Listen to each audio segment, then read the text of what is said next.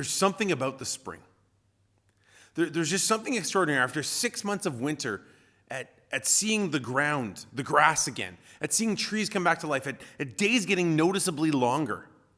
And in my family, there's a great joy that comes with getting to work with the earth again. For my wife, that means getting her hands into the garden. For my kids, that means watching the farmer whose field is directly behind my house start to get ready to plant his crop. And for me, well, it's trying to bring my lawn back to life. Now, in all three of these scenarios, whether it's the garden, the farmer's field, or the grass, there's a lot of work that has to be done to make sure that your plant, your crop, whatever it might be, has a good chance of growing. And this means kind of pulling up what's dead, what needs to be tossed away. It means adding fertilizer and adding seed and adding water. Now, I would venture to say that everyone in Jesus' audience for this particular parable in this Sunday's gospel would feel the same way. They would know what it is to grow pasture for sheep, what it might be to grow a garden to feed your family.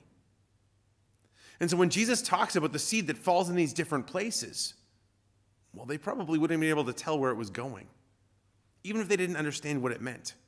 And simply put, what does it mean? Well, God wants our hearts to be fertile soil for his word to grow. God wants us to be the ones who receive the word with joy, who allow it to take root in our hearts, and in turn, who bear fruit. The challenge for us then is looking for those places where our hearts are too hard for the seed to grow.